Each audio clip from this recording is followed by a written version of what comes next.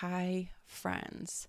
I want to talk about how it's okay to feel sad or mourn or nervous about letting go of the shit that we want to let go of. Even though we know it's not good for us, we may feel anxiety or sad about it. So,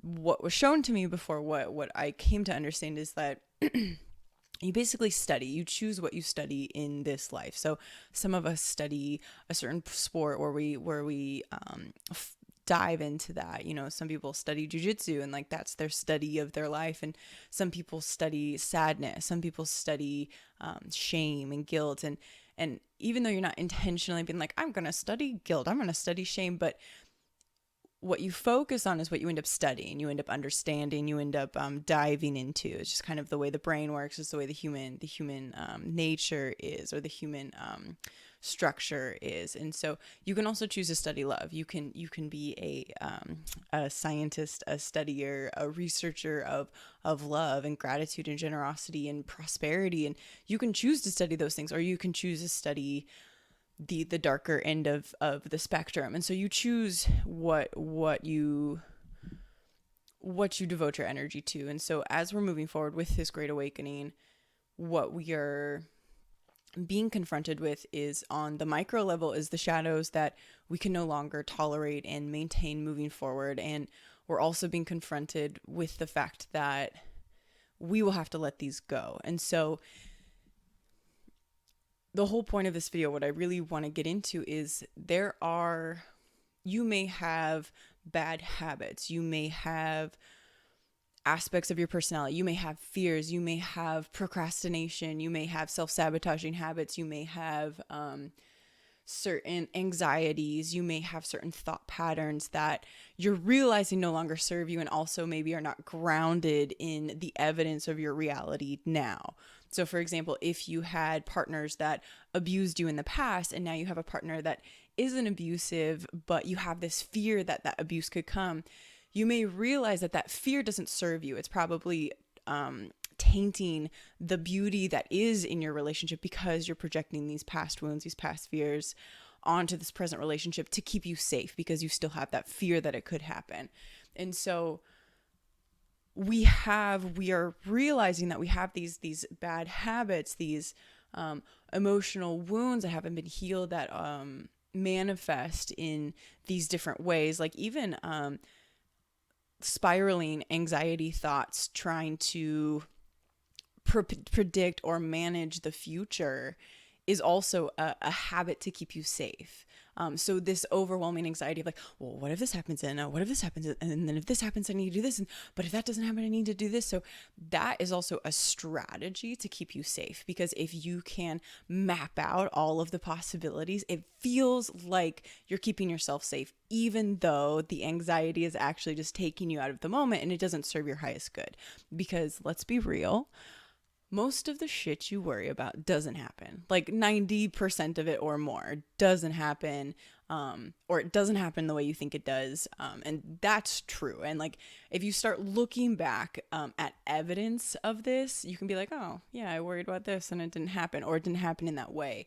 As we are in the Great Awakening, we are being confronted with shadows. I've mentioned this in probably all of my videos since the lockdown happened, and probably before that, but we're being confronted with shadows. These shadows are coming to the surface. They are being illuminated so we can heal them and move on. The rub, the tension, the difficulty becomes when we realize that we have been so defined by these shadows within ourselves. We define part of our identity by our limitations. So if we remove these limitations, if we remove these shadow aspects of ourselves, who are we? We don't always know who we are moving forward without the shadows, without the limitations. For example, for some of us, that might be, I never finish things, or it's not safe for me to be seen as a intuitive. For me, it's not safe for me to quit this job and pursue my dream. And though what many of us have realized in the lockdown is, what's the point?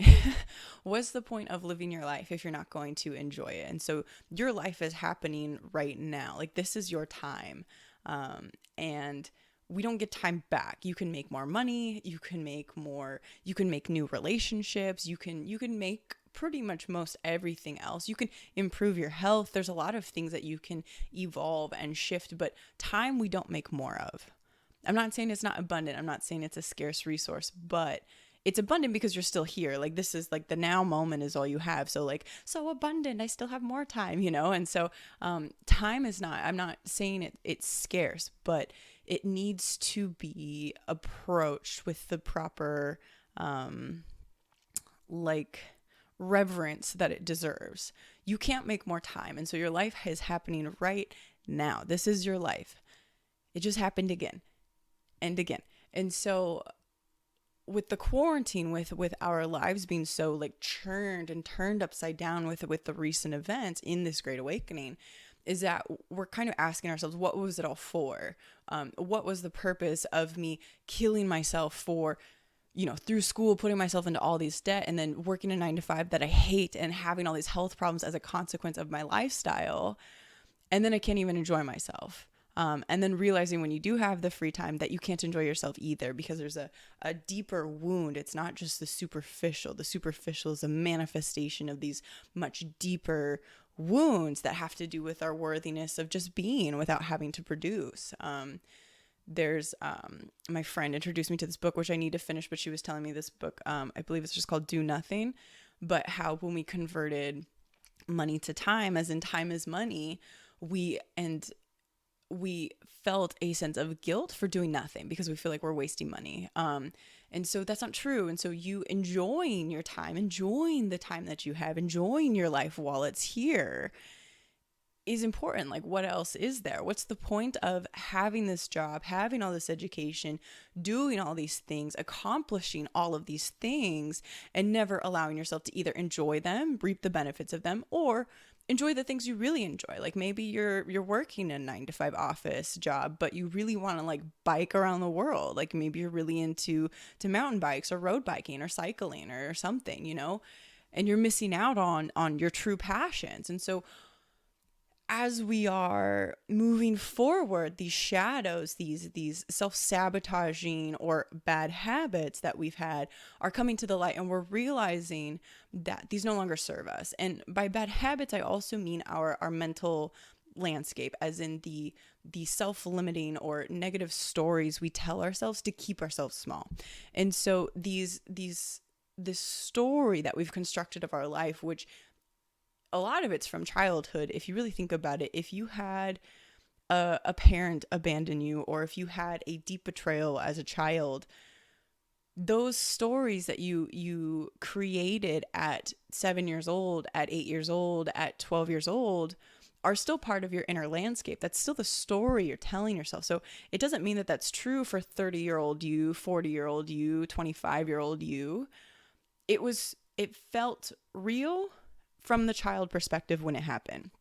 If you really think about it, if you can really start looking at those threads that you've created in your life, this tapestry has all of these different threads in your life. And if you can really start pulling those threads individually and taking apart the stories that you've constructed of your life, of yourself, you realize that you've defined yourself by a lot of limitations that you have internalized from childhood. So all of this groundwork that I'm laying is leading to the point that to move forward into whatever it is that you want, to be really authentic with yourself, to be really honest with yourself, to really live the life of your dreams, no matter what that looks like. And I don't mean the statuses of success that have been given to you by society, because that's so limited. That'll give you maybe two roads, two options of success, two avenues that you can take to be considered happy and successful. But I mean your real dreams, your real desires. Like, if you love crochet and that's what you want to do, you want to make stuff and sell it on Etsy, like, fucking do it. But that's what I'm talking about, is like the real things. For me, it's this. I have 2 degrees.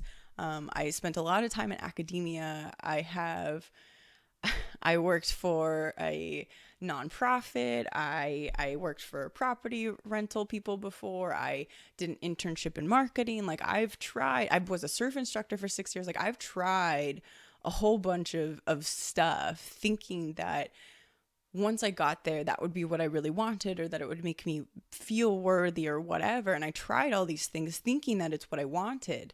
When this was my dream this whole time. I started and stopped doing this work a lot, or at least doing it publicly, for years and years and years. And I always thought that like, oh, I'll just like, I'll make my success in a career and then I'll come back and do this later as like a choice. But no, like why wait? Why suffer for 12, 20, whatever years doing something I don't actually want to do just to be considered acceptable? So when I choose to do this, or when I chose to do this in this imaginary scenario, that it would be seemed as worthy, or it'd be seen as viable because I had proved myself in some other industry or some more acceptable or palatable industry. And so that's what I'm talking about, is like the stuff that really lights your soul on fire, your service to humanity, your contribution. Even things like being a mechanic, like if you love that, if you love the inner workings of parts and taking things out, we need good mechanics. We need good engineers. We need good, whatever it is you like doing, like we need those people. So if you can be really honest with yourself about what you want, about what really lights your soul on fire, what would really bring your life to like fruition, what would really feel like living. And you may not have all the answers. You may know one of all the parts, and that's okay, because once you start setting out on that one part, the rest of it will kind of fall into place. You know what I mean? You have to take the first step on that path, and then the other steps will illuminate themselves, but you can't see the end until you start walking. So you have to be brave. You have to take the jump. And so I think what gets overlooked in this like motivational, like do it, live your life, like jump, be brave, is there's a moment of mourning. There's a moment of sadness. There's a moment of fear to let go of our fears, to let go of our limitations. There's a moment where, and it's probably not a moment, sometimes it's months of mourning and feeling sad and being afraid of letting go of these shadow aspects of ourselves, because we have defined ourselves so heavily by our shadows. And that's the difference, is you have been taught to define yourself by your shadows instead of your light. Your light is who you really are. Your shadows have been learned. Those have been learned. Your light, those things that you loved as a child, I'm sure if you can really think about what you want ultimately to bring your life to fruition, which I don't know what that phrase means, but that's what I keep hearing, is think about the things that really brought you alive as a child. And it doesn't have to be exactly that. Like when I was a kid, I thought I was going to be the female Steve Irwin. That was my dream. But it was really just to help save the environment. And that's what I ended up doing my master's in, was marine biodiversity and conservation. And that's what I was looking into and doing in the private sector. And so offering a contribution to the earth and helping people to feel empowered. And what I realized when I was going through environmentalism, when I was going through environmental school in my undergraduate and my graduate studies, is that because the earth is a reflection of ourselves. And if I don't help people to take care of themselves, they're never going to be able to take care of something outside of themselves better than they are taking care of themselves. Like you're not going to give something outside of you more love than you give yourself. Everything outside of you is a reflection of your inner relationship. And so to be honest, my intuitive work, my spiritual work this is my service to humanity. This is my service to Mother Earth. The better you feel about yourself, the better you'll treat Mother Earth. So if you can look back at those things from childhood that really set your soul on fire, I'm sure if you could just remove some of those limitations, some of the impossibilities, and just say, why not? Why not? Or what if this could work? What if I didn't define myself as so limited? What if this limitation that I feel as if I'm pushing, what if for a second it wasn't real? What would I do? How could I make this work? If you could just imagine a world without that and then go from there, I guarantee you'll find something that lights your soul on fire. And that's scary too. And I'm not, all of these things are scary, especially when we have learned that it is much safer to keep ourselves small. Many of us are afraid to be big and be seen because it makes you a bigger target, or because you've had people in your life growing up that would clip your wings or cut you down as soon as you would step up. And this is the thing, this is where forgiveness comes in so heavily in our evolution, in our growth, in our ascension, is you have to forgive, one, your abusers. You have to forgive the people that abused you. One, because you deserve it, because you're the only one carrying this. They don't know. I mean, they may know, but likely they don't. They don't know that you're carrying this seed of resentment, or the seed of shame, or the seed of guilt because of their actions 10 years ago, 20 years ago, whatever. So you have to forgive for yourself, just to be free of that energy, just to have peace within yourself.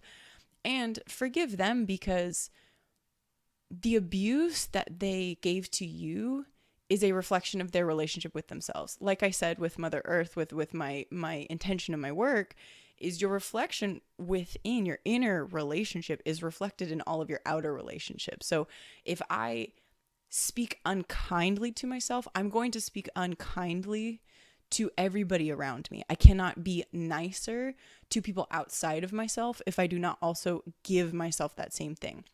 So with this forgiveness, understand that your abusers abuse themselves just as much, if not more, than they abuse you. And not just that, it doesn't excuse their behavior. It's an explanation. It doesn't excuse it.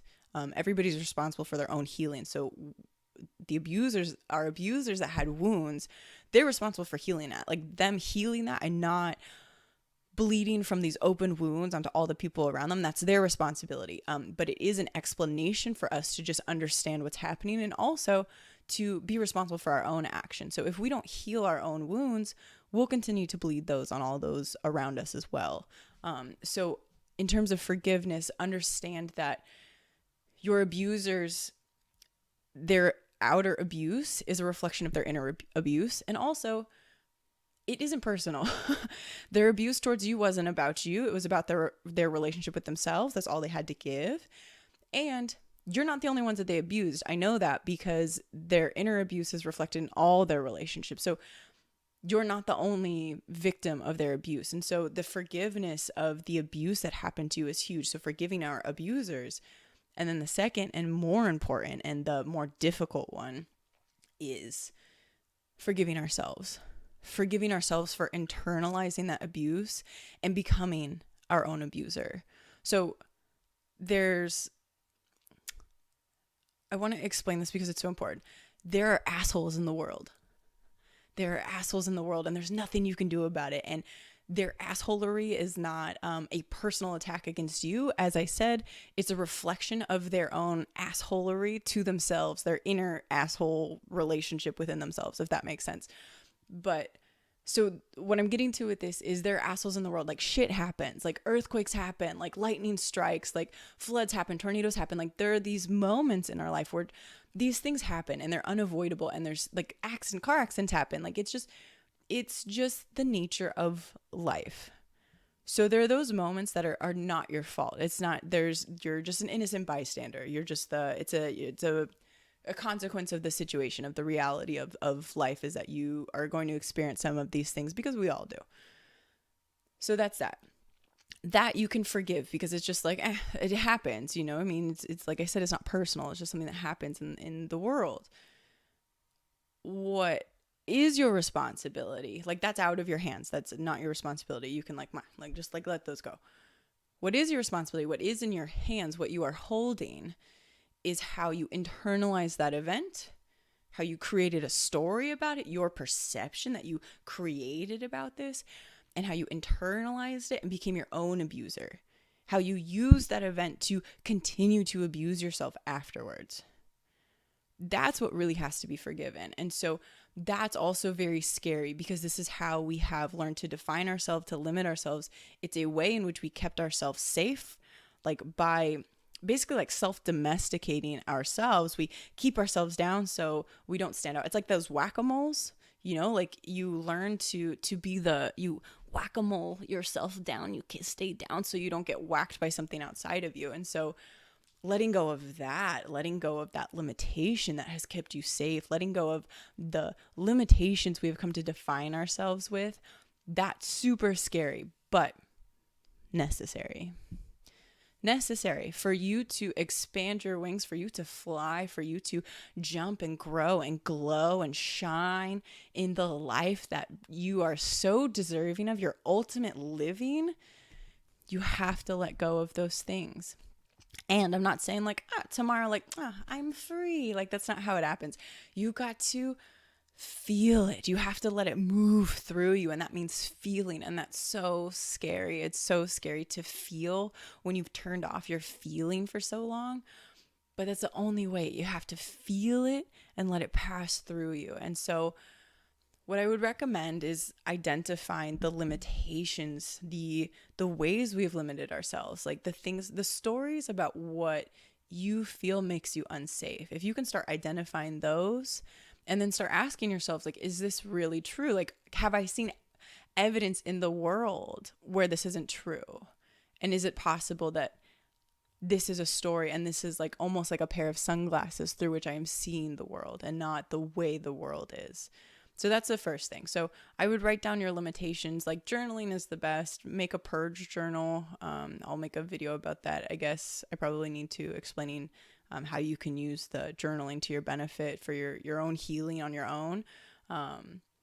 But forgiveness, forgive yourself for becoming your own abuser, for keeping the limitations on yourself, because we can't control our external, but we can control the internal. And so the internal is our responsibility. And that's what it is. So thank you, my friends. Be so well.